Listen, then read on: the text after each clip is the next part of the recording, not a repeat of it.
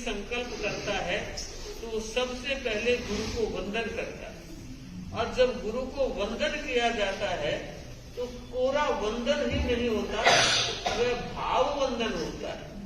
और जब तक भाव नहीं जुड़ते हैं तो मत्थे नोंदा में कुछ तो 3 बार बोल के वंदना कर लो। तन मन और वचन तीनों योग लीन होने चाहिए। बेशक किलोमीटर की दूरी से हम गुरुदेव से 1400 किलोमीटर दूर है, लेकिन हमें नहीं लगता कि हम गुरुदेव से दूर हैं। क्यों? एक बार 2001 डूंगरगढ़ में हमारी दक्षिण यात्रा प्रारंभ हो रही थी और वो यात्रा हमने 9 वर्ष के बाद गुरु के दर्शन मिले थे। तो जब पहली बार जा रहे थे तो निवेदन किया मैंने आचार्य महाप्रज्ञ जी से कि गुरुदेव लंबी यात्रा के लिए आप कृपा करवा रहे हैं और इतने वर्षों तक बिना दर्शन के कैसे रहेंगे, अभी तक कभी रहे नहीं। और पता था दक्षिण की यात्रा उसी वर्ष साध्वी चांद कुमारी जी जो भी देवलोक हो गए हैं, उन्होंने गंगा शहर में 10 वर्ष की यात्रा करके दर्शन किए थे। तो दक्षिण की यात्रा करने वाले लंबी यात्रा में जाते हैं। उस समय आचार्य महाप्रज्ञ जी ने फरमाया, अणिमा से एक काम करना, आंख बंद कर लेना, दर्शन कर लेना, हम तुम्हारे साथ। और मैं इसका प्रमाण बताना चाहती हूँ। 2006 में मेरे यूट्रस का ऑपरेशन हुआ। उससे पहले कभी हॉस्पिटल जाने का काम नहीं पड़ा था और ऑपरेशन नाम से ही डर लगता है। मैं आपको ये बताना चाह रही हूँ कि ऑपरेशन के लिए मैं थिएटर में जब जा रही थी तो मुझे ऐसे लग रहा था एक ऐसी चौकी पर आचार्य मेरे साथ साथ चल रहे हैं। जब वो रूम आया, छोटा सा उसमें स्ट्रक्चर जाए उतना सा ही रूम था ऑपरेशन थिएटर का, तो मैं जब उस रूम में घुसी तो मैंने सोचा कि अब तो गुरुदेव तो बाहर रह जाएंगे और मैं अकेली अंदर जा रही हूँ, दोनों कैसे अंदर जाएंगे। लेकिन जैसे ही मैं अंदर गई और मुझे लगा गुरुदेव बिल्कुल आ गए हैं। ये हकीकत है, खुली आंखों के मैंने गुरुदेव को देखा थी और मुझे लगा कि सच में गुरु की कितनी शक्ति होती है। वो इतना ऑपरेशन मेरा सफल रहा, आज तो याद भी नहीं है कि ऑपरेशन हुआ है क्या। तो मैं ये बताना चाह रही हूँ कि गुरु केवल शब्द से ही आशीर्वाद नहीं देते, उनका आशीर्वाद जीवंत होता है। और जब भी आज भी जब आंख बंद के याद करते हैं तो गुरु के दर्शन साक्षात होते हैं और लगता है कि सच में हम गुरु के बहुत निकट हैं, क्योंकि दिल में जो विराजमान रहता है वो निकट ही रहता है। गुरु हमेशा दिल में विराजमान है, बहुत निकट है। और मैं श्रावक श्राविकाओं से कहना चाहूंगी कि हमारी आस्था निरंतर वर्धमान है। जिस व्यक्ति की गुरु के प्रति आस्था है उसको रास्ता मिलता है। आस्था ही रास्ता देने वाला, मार्ग बताने वाला, संजीवनी बूटी ही नहीं अमृत का प्याला है। तो हम चाहते हैं ऐसा धर्म संघ हमें मिला है और मैं मानती हूँ श्रावक श्राविका समाज आज धर्म चक्र संपन्न हो रहा है। हमारे मन में भी प्रसन्नता है कि हमारे वर्ग में एक तपस्या हो गई। सोचा हुआ लक्ष्य जब संपूर्ति की दिशा का अंतिम कदम रखता है तो उसमें एक सहज प्रसन्नता बनी रहती है। श्रावक श्राविकाओं में भी सहज प्रमोद भावना, अनुमोदना का क्रम चल रहा है। मुझे लग रहा है कि साध्वी मैत्री प्रभा जी में तप के बीज है और उन बीजों को जब संचन दिया जाता है तो तपस्या प्राणवान बनकर के मुखर हो जाती है। इनको याद होगा 2019 हमारा मुंबई थाना चातुर्मास था और तब इन्होंने मुझे कहा, महाराज मुझे धर्म चक्र करवा दो। उनका ठीक है, शुरू कर लो धर्म चक्र। धर्म चक्र पंचोले तक हुआ और उसके बाद चोला तेला यूं आता है क्रम। तो मैंने कहा, देखो मैत्री प्रभा जी, धर्म चक्र आधा हो गया पर मुझे लगता है अभी तुम सिद्धि तक कर लो। धर्म चक्र और हो जाएगा। सिद्धि तप में 1 से 5 तक तो आते ही हैं जो क्रम है। अब पंचोले के बाद 6 6 के पारने में 7, 7 के पारने में 8, तो 6, 7, 8 3 और बाकी है बड़े तप। अगर ये करती हूँ तो सिद्धि तप हो जाता है। और इन्होंने भी बड़े अहोभाव के साथ उसको स्वीकार किया। सिद्धि तप हो गया, कंठी तप हो गया, धर्म चक्र अब हो गया। और अभी कोटा में इन्होंने कहा तपस्या करनी है तो पखवाड़ा भी हो गया। प्रतर तप इन्होंने मुंबई में किया। जब हम लोग भिन्न समाचारी में थे, साध्वी कर्णिका श्री जी के घुटने के ऑपरेशन हेतु हम मुंबई आए थे। चेन्नई से मुंबई आए, वहां से कोटा चातुर्मास हुआ हमारा, और कोटा से हम दिल्ली में आए। उस समय प्रतर तप किया। प्रतर तप क्या होता है? उत्तरायण सूत्र में आया हुआ है, उपवास से शुरू होता है। कोई भी तप प्राय उपवास से शुरू होता है। उपवास के पारने में बेला, बेले के पारने में तेला, तेले के पारने में चोला, चोले के पारने में तेला, तेले के पारने में चोला, चोले के पारने में उपवास, उपवास के पारने में बेला, फिर बेले के पारने उपवास, उपवास के पारने बेला, बेले के पारने तेला, तेले के पारने चोला, फिर चोले के पारने तेला, तेले के पारने चोला, चोले के पारने बेला, बेले के पारने उपवास। यह अनुपूर्वी की तरह चलता है। ये प्रतर तप इन्होंने 2022 में भिन्न समाचारी काल में विलय पार्ले में किया। धर्म चक्र हो गया। वर्षी तप भी इनका मुंबई में हुआ। मुंबई के बाद ही इनकी तपस्याओं का क्रम निरंतर वर्तमान रहा है। कंठी तप भी, कंठी तप तीनों साथियों ने कर लिया है। कंठी तप में पहले 3 उपवास होते हैं, फिर 3 बेले होते हैं, फिर तेला और फिर चोला। ठोकरा चोला आता है, फिर तेला, फिर 3 बेले, फिर 3 उपवास। यूं कंठी तप होता है। तो पहला कंठी तप किसने किया? मैत्री ध्वज ने कंठी तप किया, सुधा ध्वज ने किया और कर्णिका श्री जी ने किया। वर्षी तप हो गया, कंठी तप हो गया, धर्म चक्र हो गया, सिद्धि तप हो गया, प्रतर तप हो गया, लघु सर्वतोभद्र तप। ये सारे तपों में सबसे बड़ा तप है। और इसमें उपवास, उपवास के पारने बेला, बेले के पारने तेला, तेले के पारने चोला, चोले के पारने पंचोला, पंचोले के पारने तेला, तेले के पारने चोला, चोले के पारने पंचोला, पंचोले के पारने उपवास, उपवास में बेला। यूं 5 लड़ियां चलती है और वो भी अनुपूर्वी की तरह चलती है। प्रतर तप में 4 लड़ियां चोले तक चलती है। ये 5 पूरी पचरंगी होती है। पर पचरंगी में तो आदमी चाहे जैसे कर सकता है, पर इसका तो क्रम अनुपूर्वी का रहता है। बड़ा तप है। और साध्वी मैत्री प्रभा जी ने गुरुदेव के 11वें अनुशासना के सानिध्य में तप, ये उनका पहला तप है और पहली साध्वी है। और कोरोना काल में बेंगलोर में ये उनका तप हुआ। और हमें लगता है कि इसमें गुरु का आशीर्वाद काम करता है। शिष्य कोई भी संकल्प करता है तो सबसे पहले गुरु को वंदन करता है। और जब गुरु को वंदन किया जाता है तो कोरा वंदन ही नहीं होता, वह भाव वंदन होता है।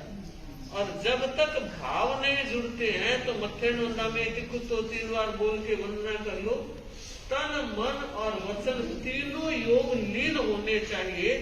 बेशक किलोमीटर की दूरी से हम गुरुदेव से 1400 किलोमीटर दूर है, लेकिन भी हम जैसों को तो 4 बार सोचना पड़ता है। उस स्थिति में यूं तपस्याओं की झड़ी लगा देना। बंधुओं और बहनों, बताना चाहूंगी, जिस समय श्री राम को ये ज्ञात हो गया था कि सीता का अपहरण हो चुका है, अपनी तरफ से पूरी कोशिश करने के बाद भी जब अनुकूल अंजाम नहीं मिला तो कहते हैं एक संगोष्ठी आयोजित की गई, जिस संगोष्ठी में यह तय करना था कि सीता मां का संवाद लंका से लेकर कौन है। लंका जाना सहज नहीं था, विशाल समंदर को पार करना था, पार कौन करेगा। कहते हैं उस समय सभी ने चिंतन किया और बताया कि भगवान जामवंत में ताकत है, वो समंदर पार करके मैया सीता का संदेश ला सकता है। उस समय जामवंत ने कहा, प्रभु शक्ति तो है मगर काया उत्तर दे चुकी। अब वो शरीर की ताकत भी चाहिए जो आत्मा की ताकत को झेल सके। प्रभु मैं असमर्थ हूं, लेकिन एक रास्ता है। सभी के कान खड़े हो गए। वो रास्ता और क्या हो सकता है? किसी को पता नहीं था कि जामवंत के सिवाय कोई जा सकता है क्या। और तब जामवंत ने कहा, प्रभु ये हनुमान बैठा है, ये जा सकता है। हनुमान में वो ताकत है जो हर चीज को संभव कर सकता है। आप कहीं भी कभी भी इसका उपयोग कर सकते हैं। और कहते हैं हनुमान ने जामवंत की तरफ देखा और उसे लगा कि जामवंत कोई बात कह रहा है, उसमें कोई तथ्य है, वास्तविकता है। और कहते हैं जामवंत ने हनुमान को निकट बुलाया और एक हुंकार के साथ वो सोई शक्ति जगा दी। और इतिहास साक्षी है कि उस समंदर को छलांग में पार करके हनुमान मैया सीख। मुनि प्रवर, मुझे कुछ ऐसा ही लग रहा है, आप जामवंत बन गए हैं और मुनि नमी के भीतर की शक्ति को आपने जगा दी, जागृत कर दिया है। अपने तपह के पवित्र परमाणुओं से, अपनी वाणी की विशिष्टता से और साधना के तेज से। मुनि नमी कुमार जी आज के युग में अनहोनी कर रहे हैं। होनी करे, अगर एक वर्ष में एक मास कमन भी कोई कर लेता है, वर्ष की बात छोड़ो। कईयों को जब कहते हैं भाई मास कमन करना है, महाराज में तो कर लियो। यानी जिंदगी में किसी ने एक मास कमन भी कर लिया है तो वो ये प्रसन्नता के साथ कहता है कि मत्थेन वंदामी, मैंने मास कमन कर लिया। मगर मुनि नमी कुमार जी को देखते हैं तो लगता है वयोवृद्ध अवस्था में दीक्षा, 60 के बाद हमारी जो अवस्था की स्थिति है उसमें अंतर आ जाता है और वयस्थविर कहलाने लगता है। वयस्थविर होते हुए दीक्षा लेना और दीक्षा से पहले जो तपस्या बहुत कम कर सकते थे, ऐसी मुझे जानकारी हुई है। उसके बाद ये आमूलचूल परिवर्तन आया। मैं बताना चाहूंगी, लोग बाग कहते हैं संतों के पास जाने से क्या होता है, तो नमी मुनि को पूछ लो संतों के पास जाने से क्या होता है। कोई आकर देखो तो सही, समझो तो सही और जियो। देखना और समझना तो आप सब कर रहे हैं, और प्रणाम करते हैं मनुष्य की तपोमयी चेतना को, जिन्होंने अपने जीवन को त्याग तपमय बना लिया है। प्रणाम करती हूँ उग्र विहारी तपोमूर्ति मुनि प्रवर को कि जिन्होंने तप के कमल खिला दिए, सार्थक कर दिया है। सच इसमें बहुत बड़ा से गुरुदेव को जाता। तेरा पंथ धर्म संघ का कोई भी साधु और कोई भी साध्वी अगर विशिष्ट काम करता है या तो सामान्य काम भी करता है, सारे के सारे कामों की जड़ में गुरु की ऊर्जा और आशीर्वाद रहता है। और हम इसलिए फल फूल रहे हैं कि इस धर्म संघ के पौधे की हम डालियां हैं, हम पत्ते हैं, हम फल हैं, हम फूल हैं, और जिंदा इसीलिए हैं कि गुरु से तार जुड़ा हुआ है। जड़ हमारी गुरुदेव की ऊर्जा और शक्ति है, और वो जड़ जब सिंचन प्राप्त करती है तो फलती है, फूलती है। धर्म संघ से जुड़े हुए हैं, इसलिए हम फल फूल। तो संत लोग बताया करते थे कि भाई कर्जदार होकर के ऊपर मत चले जाना, पता नहीं कोई बाप बनकर, कोई बेटा बनकर, कोई बेटी बनकर न जाने किस ढंग से चुकेगा। अरे बेटा बेटी बनकर चुकेगा तो फिर भी समझ आ गया, लेकिन इस तरह चुकाना होगा तो बहुत कठिनाई होगी। और बंधु वो 20,000 की थैली हाथ में थी, घर नहीं गए, सीधा राज दरबार में गया और कहा मनदाता बाप जी माफ करना, वो बही खाते में लिखा है वो काट दो, ये अपने पैसे वापस। राजा ने कहा रे सेठ, कल तक तो इस तरह से कह रहा था कि अगले जन्म में मिलेंगे तब दे दूंगा, ये एक रात में सारा पासा पलट क्यों गया? और उसने कहा महाराज आपसे क्या छिपाऊं, ये रात की घटना देखकर वह ऊपर से नीचे तक कांप गया और मैंने सोचा कि नहीं रूखी सूखी रोटी खाकर जिंदगी बसर कर लेंगे मगर कर्जदार नहीं बनो। तो बंधु और बहनों, कर्जा बहुत बड़ी चीज होती है। कर्जा लेने के समय व्यक्ति मजबूर होता है, मगर देने के समय सामने वाले के पसीना आ जाता है और कई बार तो फिर फोन उठाना ही बंद कर देते। नीति बदलती है तो व्यवहार बदल जाते हैं, व्यवहार बदलते हैं तो उसके पीछे विचार के बदलने का जरिया। इसलिए कहना चाहूंगी, जैन धर्म को हम मानते हैं, कर्मवाद को हम मानते हैं और इस बात को अच्छी तरह से हृदयंगम कर लेना चाहिए, जैसी करनी वैसा फल, जैसी करनी वैसा फल, आज नहीं तो निश्चित कर होगा। करनी तो भरनी ही पड़ेगी, अच्छी है तो अच्छी और अच्छी नहीं है तो नहीं भी रहेगी। इसलिए कहना चाहूंगी, भगवान महावीर हमारे आदर्श, भगवान महावीर की आदर्शवादिता हमारा जीवन है। हमें देखना है हम किस तरह से भगवत वाणी को आत्मसात करने का प्रयत्न करते हैं।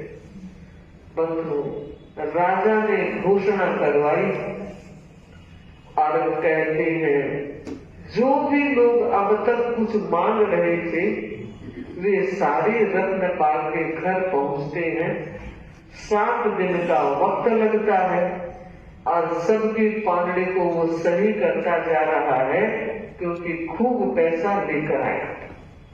अब जब 7 दिन के बाद 8वां सूरज उदित होता है और वो इंतजार करता है कि कोई आएगा, 8, 9, 10, 11 4 दिनों तक उसने इंतजार किया, पर जब कोई नहीं आया तो वह राजा के पास पुनः जाता है कि महाराज 7 दिन में मेरा कर्ज चुक गया, मैंने अपने पिता को कर्जे के भार से मुक्त कर दिया। मैं आप लोगों से कहना चाहूंगी, आपके पिता का भी अगर कोई कर्ज है तो पिता के कर्ज को उतारना बेटे का भी दायित्व बनता है। वो भी इस दिशा में विचार करे, चिंतन करे। यद्यपि हर बाप ये चाहता है छोरे के सिर पर कर्ज ना छोड़ो, पर मौत का कोई भरोसा नहीं है। सुशील की तरह यूं सोए सोए कोई रह जाता है, पता ही नहीं लगता। और तब तो परिवार का दायित्व और जवाबदारी बनती है कि उस व्यक्ति ने जो कर्ज लिया अपने लिए नहीं, सबके लिए, काम सबके आया तो दायित्व भी सबका बन जाता है। तो बंधु, राजा को जब इस बात की सूचना दी 11वें दिन जाकर कि महाराज मेरा सारा कर्ज समाप्त हो गया है, अब मैं आपके ही पुरीमतालपुर में व्यापार प्रारंभ करना चाहता हूँ। राजा की अनुज्ञा प्राप्त की, व्यवस्थाएं हुई और व्यापार प्रारंभ कर दिया। खूब था, फिर भी होने के बाद ही वाणी को तसल्ली का खूब अच्छी मौसम हो, सीजन अच्छी चले, उसके बाद भी घर तो नहीं बैठता। अच्छा है, फिर भी घर में बैठकर करेगा क्या? क्योंकि सामायिक माला में तो ज्यादा मन लगता नहीं। 70-80 वर्ष के लोग भी ऑफिस रोज चले जाते हैं। महाराज मथे डंडा में समाई तो रोज को समाई कोने क्यों टाइम भी कोई मिले में थोड़ा टाइम तो मखान में आवा पर पूरो को ले सक। क्यों? क्योंकि हम दुकान जाते हैं, ऑफिस जाते हैं। मैं आप सभी भाई बहनों से कहना चाहूंगी, वो ऑफिस आपके गृहस्थ जीवन के लिए बेहद जरूरी माना, लेकिन आत्मा की ऑफिस में हर घंटे के 2 मिनट तो डाल दो। 24 घंटे हैं, हर घंटे के 60 मिनट हैं। अगर 2 मिनट भी आत्मा के खाते में अगर आप नहीं डालते हो तो मुझे बताओ, आप सारे खाताधारी हो, खाते में डालोगे नहीं तो खाते से निकालोगे क्या? जरूरत है इस और चिंतन करने की जरूरत है। और चिंतन जब सीरियसली होगा तो निश्चित रूप से 2 मिनट हर घंटे के आप निकालने का प्रयास करेंगे। एक बार प्रयत्न हो गया तो फिर वो गाड़ी लाइन पे आ जाती है। उसके बाद तो उसके मन में आता रहे, आज समाई नहीं हुई, बेचैनी होने लगती है कि आज सब कुछ किया, समाई नहीं हुई। अरे सब कुछ हो जाता है, ये समाई छूटती है कहीं। अरे सब कुछ हो जाता है, ये समाई छूटती है कहीं। बाहर गए, थोड़ा सा ब्रेक लिया और शुरू ही नहीं होती है। बाकी खाना, धोना, नहाना, ऑफिस जाना, इसमें तो कहीं कटौती नहीं। अगर कटौती होती है तो धर्माचरण में होती है। इसलिए ध्यान देना है। चौमासे ने बहुत सुना है, समझा है, अब पहुंचाने का वक्त है। कि हमने तेरा पंथ धर्म संघ की जड़ में शरण ली, गुरु के चरण में शरण ली है और मानकर चलिए इस पंचम कलिकाल में, इस कलयुग में अगर कोई तीर्थंकर के दर्शन करना चाहता हो तो वो हमारे गुरुदेव के करते। ओम राम। नंदन वन में विराजमान गुरुदेव महाश्रवण जी को वंदना कर रही हूँ कि आप दूर बैठे हैं, फिर भी हमें निरंतर ऊर्जा प्राप्त हो रही है। सूरज दूर रहता है, उसकी किरणें धरती पर आती है और प्रकाश फैलाती है। सच परम भाग्यशाली ऐसे गुरु मिले हैं, ऐसे मालिक मिले हैं और उनके अनुशासना में रहने वाले संत सतियों को प्रणाम करते। गुरु के अनुशासन में चलना, आत्मानुशासन को जगाने का प्रयास करना और साधना को सफल बनाने के लिए तपे आराधना, विशिष्ट साधना करना, यह अपने आप में सौभाग्य को शतगुणित करने वाला उपक्रम है। मैं बताना चाहूंगी, कृष्णा नगर वासी श्रावक और श्राविकाएं धन्य हो गए हैं। ऐसे तपोमयी आत्माओं का सानिध्य मिल रहा है और उस सानिध्य का आप निरंतर लाभ ले रहे हैं। मुनिश्री स्वयं 45 वर्ष से लगभग वशीकरण कर रहे हैं।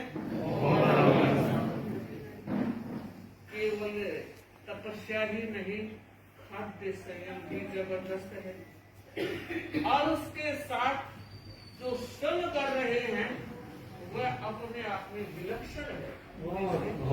मैं आपके श्रम को नमन कर रही हूँ, प्रणाम कर रही हूँ और चाह रही हूँ ऐसा आशीर्वाद थोड़ा हमें भी दे। आपने सोमलता माना है तो इस बहन को आशीर्वाद बराबर और मुझे लगता है 1000 दवा और 1 दुआ बहुत बड़ा काम करती है। 28 तारीख का जो कार्यक्रम हुआ और मुझे से हम गए तब 4 तीर्थ हुए। आपके पास 3 तीर्थ थे, पर आपने कृपा इसलिए की, आपका न्योता था, आपकी भावना थी और वैसे हमने तो पहले ही मन बना लिया था मगर सोने में सुहागा होता है जब कोई आयोजक, कोई मेजमान होता है और वो कहता है आप सब पधारो सा, पधारो सा, पधारो सा। वैसे अपनों को न्योता देने की जरूरत नहीं होती, इसलिए मन पहले से ही था। मगर आप तो आप हैं, बड़ी कृपा कराई, हमें मौका दिया। वह कार्यक्रम संघ की प्रभावना करने वाला कार्यक्रम हुआ और मुझे लगता है दिल्ली वाले इस कार्यक्रम को वर्षों तक याद रखेंगे। ऐसे कार्यक्रम होते रहे। क्यों? कोई कारण होगा। कार्यक्रम में कितना समय लगता है, कितना श्रम लगता है, न साथियों का बल्कि मानना होगा श्रावक श्राविकाओं का भी बहुत बड़ा श्रम लगता है। और उसमें जो आयोजक होते हैं उनका और विशेष श्रम लगता है। तो श्रम की निष्पत्ति होती है संघ की प्रभावना। आप और हम सब धर्म संघ के कर्जदार हैं। नमी मुनि जैसे तप करके कर्जा उतार रहे हैं और हम लोग इस तरह प्रवचन, कार्यक्रम आदि करके भी संघ की प्रभावना कर रहे हैं। तो मुनि प्रवर, आपके सानिध्य में होने वाले ये कार्यक्रम और अधिक तीव्रता के साथ वर्धमान रहे और हमें भी आशीर्वाद दे। हमारा भी सफर लंबा है, आप कृपा करना, हमें आशीर्वाद देना।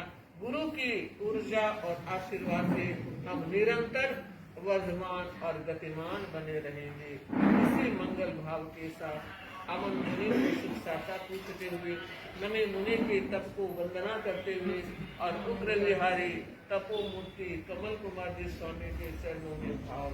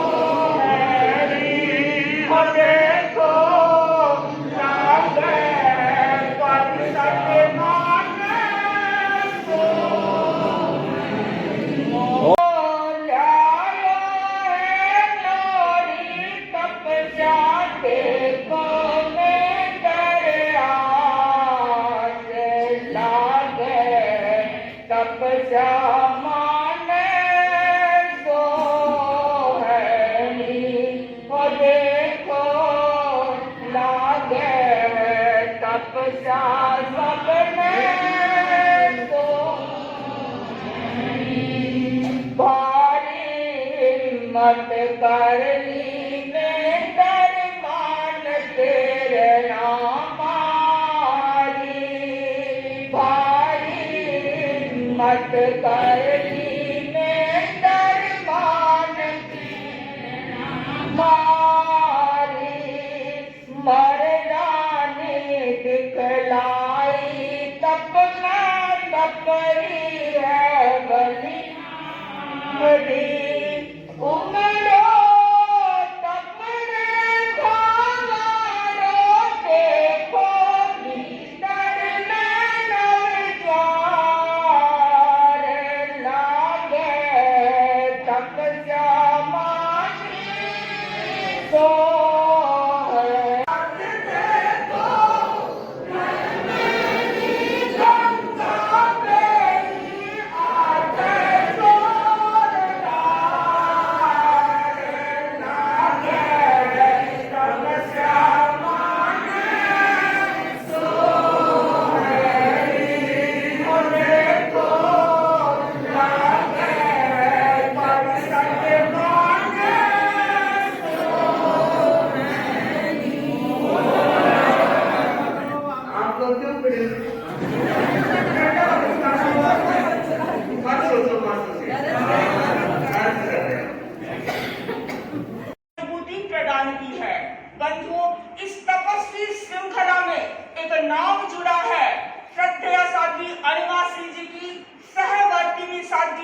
मैत्री प्रभा जी का। बंधुओं, मैत्री प्रभा जी हमारे धर्म संघ की वो साध्वी है जिसने लघु सर्वतो भद्र तप कर 13 पंथ की ख्यात में अपना नाम स्वर्णाक्षरों में अंकित किया है। बंधुओं, मैत्री प्रभा जी आचार्य महाश्रवण जी के युग की पहली साध्वी है जिसने लघु सर्वतो भद्र तप, प्रतर तप और सिद्धि तप कर आचार्य महाश्रवण जी को तप का उपहार भेंट किया है। बंधुओं, लगता है आचार्य महाश्रवण जी के काल में सबसे पहले साधियों की बात नहीं कर रही मैं, साधियों में सबसे पहले लघु सर्वतो भद्र तप करने वाली ये साध्वी है। और मुझे जहां तक जानकारी है संभवतः सिद्धि तप करने वाले भी यही साध्वी है और मुझे लगता है प्रतर तप करने वाली भी आचार्य महाश्रवण जी के युग की ये पहली साध्वी है। तो आज इस साध्वी ने धर्म चक्र जप किया है। बंधुओं, ये हमेशा तप का चक्र लेकर साथ में चलती है और आज धर्म चक्र सानंद संपन्न हो रहा है। बंधुओं, हम आगे चर्चा करेंगे लघु सर्वतो भद्र क्या है, प्रतर तप। वो बदलाव यह है कि किस तरह विचार साम्यता बढ़े। जब तक विचार साम्यता नहीं बढ़ेगी, चाहे बाप बेटे के बीच ले लें, चाहे सास बहू के बीच ले लें, चाहे भाई भाई के बीच ले लें, बहन भाई के बीच ले लें, इतने निकट के, इतने आत्मीय रिश्तों में भी वो अपनापन नजर नहीं आ रहा है, वो अपनेपन की अनुभूति नहीं हो रही है, तो लगता है कि कहीं कहीं जिंदगी बोझ लगने लगती है। तो बंधु और बहनों, आज इस बात की जरूरत है। गुरुदेव का जन्म दिवस अणुव्रत दिवस के रूप में मना रहे हैं और आज उपवास के लिए भी आह्वान किया गया है। अधिकतम भाई बहन उपवास कर एकासन करने का लक्ष्य रखें और हम चाहते हैं सच में एक उपवास हो कि दिन भर में कटु वचन का प्रयोग नहीं करूंगा। तो मुझे लगता है परिस्थितियों में थोड़ा बदलाव आ सकता है। पर आप कहते हो टिट फॉर टैट, वो बोलते हैं तो मैं कम हूं क्या, मैं कम हूं क्या, बस इस मैं को खत्म करना है। और उसका मंत्र है ओम इग्नोराय नमः, ओम इग्नोराय नमः, ओम इग्नोराय नमः। अगर ऐसा होता है तो एक सरसता जीवन में आएगी, समरसता रिश्तों में आएगी और गुरुवाणी को आत्मसात करके आगे बढ़ेंगे। ओम आयुधम